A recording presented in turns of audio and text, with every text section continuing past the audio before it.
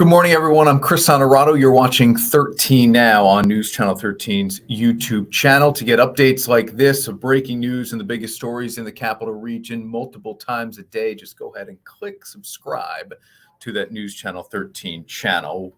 We're following potentially severe thunderstorms this afternoon. Meteorologist Neal Estano will have that in his first warning forecast coming up shortly on what is an alert day here at News Channel 13 because of the weather. But first, we're following breaking news from overnight in Rensselaer County. Police are investigating a car-pedestrian accident on Route 2 at Blue Factory Road in the town of Brunswick. The road was closed overnight, but it has reopened this morning, and we'll bring you more information and updates on this story as we get it throughout the day, both here, online at WNYT.com, all social media, Facebook and Twitter, and, of course, on News Channel 13 live at noon, only a few hours from that. As you know, it is now an hour-long newscast.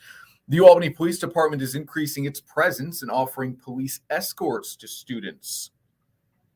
This comes after a shooting and stabbing was reported near the downtown campus yesterday. University police sent a warning to students advising them to avoid large gatherings and to be aware of their surroundings. According to UAlbany Police, multiple shots were fired and a stabbing happened around 4 p.m. near Western Avenue and Ontario Street. Albany Police tell us one person was taken to the hospital. They say a 16-year-old suffered a stab wound in the shoulder and back area, and police are still searching for the suspect in that. We mentioned the first warning alert day here at News Channel 13 because of the severe thunderstorms we may have in our area this afternoon. With much more on that, here is meteorologist Neal Estano. Hey, Neal. Today is a first warning alert day, or the anticipation of thunderstorms and some downpours throughout the day, and maybe later on today some gusty winds as well. So that's something to watch out for. Be sure to scan the QR code, get our app, and be updated on the potential for some severe storms. We are in the slight risk for severe storms centered right over eastern New York and western New England, right across our viewing area. And again, some downpours, maybe some localized flooding. Heavy rain is possible today as well, especially off just to the west of Albany, but even in eastern New York, western New England, the possibility of some downpours, which could lead to some of that flooding. A lot of moisture coming in from the south around the eastern side of this area of low pressure. That will continue to track to the east, and we may get a few sunny breaks, and that will destabilize the atmosphere a bit more, fire up some thunderstorms this afternoon and into this evening. So we'll probably see a little bit of a break in the rain late this morning, early afternoon, and it will resume later on today. By tomorrow, that storm system is going to be well to our north and west. The drier air starts to work in, so a mixture of clouds and sunshine tomorrow. And then a shot of some cool air comes our way for Thursday and Friday. In fact, by Friday morning, we're looking at temperatures in the 40s and maybe even some 30s across the Adirondacks. So a lot of active weather today. Look for some heavy rain this morning, more thunderstorms this afternoon. It all ends by this evening. We'll clear out overnight tonight. And then tomorrow, in fact, the next few days looking beautiful heading into the weekend. Yeah, that is a good-looking weekend for sure. Heard Neal say to us on the morning show there may be some parts in the Adirondacks that have the first frost of the season on that Thursday. There you could see maybe we don't get out of the 60s in the capital region itself. Happening today, voting gets underway in just a few hours on a measure that could dissolve the village of Lake George. Voters will decide if the village remains intact or be absorbed into the town of Lake George.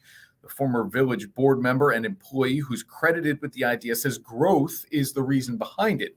Village Mayor Bob Blaze is against the dissolution.